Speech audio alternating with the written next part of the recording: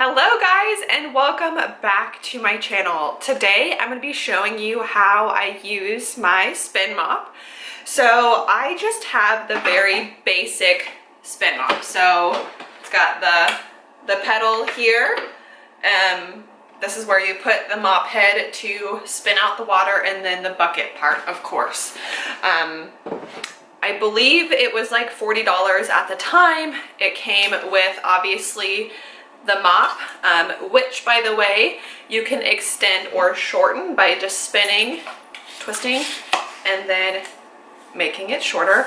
I personally prefer to have it extended out all of the way. So this is the mop part, and then the mop attachments also came with it. I want to say there were like 3 of these, but basically you just clip this onto the bottom of the mop, which I will show. So as far as using the product, I have the old school one that does not have the different buckets for the clean and dirty water. We mop pretty often because we have a dog, we have a toddler. Our kitchen dining room area is pretty small, so I'm not concerned about the water being too dirty. But I do know that O-Cedar, which is the brand of this, actually just came out with a like bucket attachment. So if you're worried about the water being contaminated or too dirty, whatever, you can buy that bucket attachment. I believe it's like $6 or $7.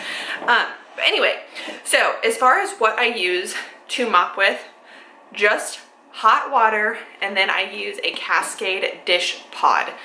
So the reason I like to use the Cascade pod, honestly, any dish pod, it doesn't really matter. These are going to be really great degreasers, and if it's safe for your dishes, it's probably safe for your floors. We personally have tile floors and we rent, so I'm not like overly concerned about maintaining like the perfect floors all the time. If you have hardwood floors or laminate floors, I would just be careful with how hot the water is and how wet your mop is. So I'm gonna go ahead and get started, and I'll show you guys the whole process. Okay, so we are starting off with a clean bucket and a Cascade dish pod. Fill it up with hot water depending on the type of floors you have. Make sure the pod is nice and dissolved, and then the mop head will just click into place. And then of course we are going to saturate the mop head, get it nice and wet, and then once we have it saturated, we are going to then spin out all of that excess.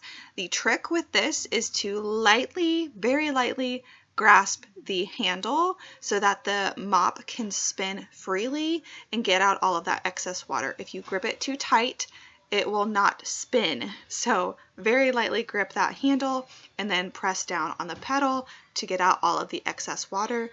Obviously, the longer you spin, the less water you will have left on the mop head. So it's really about finding a good balance as far as how wet you want that mop head to be.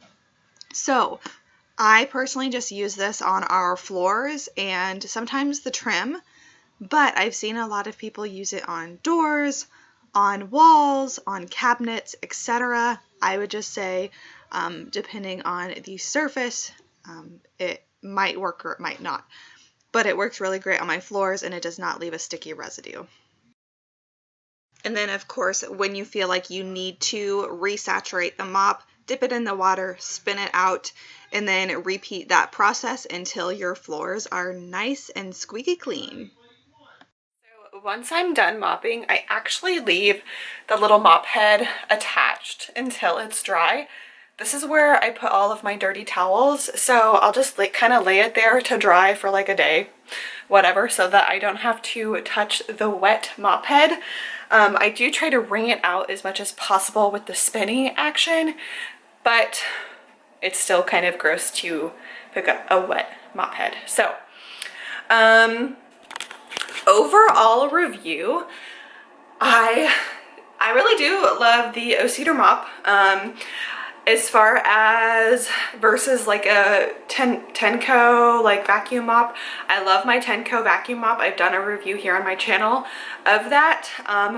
but I feel like the spin mop that I just showed you does a much better job at getting like the stickiness, the residue off of the floor than the Tenco. More oftentimes than not, what I've been doing is just putting water in my Tenco and just kind of getting the floors wet and kind of sucking up like any of the crumbs, the hair, whatever, and then using my spin mop to really get all of the nasty stickiness and the dirt and the grime off of the floor. So I think it's a really affordable option. I mean, I don't think it's more special than other mops. I don't really know. I'm glad I bought it. I use it pretty often. I know there's a lot of versions out there right now, so I probably would recommend to get the one that separates the clean and dirty water, but this is the one that I purchased and I like it. I will probably eventually get the bucket attachment. I don't really know. Our kitchen's small, like I said earlier, so it doesn't really matter, and I'll probably mop in a couple of days again. So yeah, that's my review of the O-Cedar spin mop, kind of how to use it. I dump the dirty water in our toilet, of course, as long as there's not like too many big clumps of hair, which there shouldn't be if I'm vacuuming prior. So overall, love the product. I think it's super fun to use. It did take me a minute to realize that you don't like firmly grip the handle, because if you do that, it's not going to spin. So make sure you loosely grip the handle so that that handle can freely spin with the mop head. So anyway, thank you guys for watching today. That is going to conclude this video. If you like this type of content, make sure you give me a big thumbs up, hit that subscribe button, and I will see you in the next one. Bye.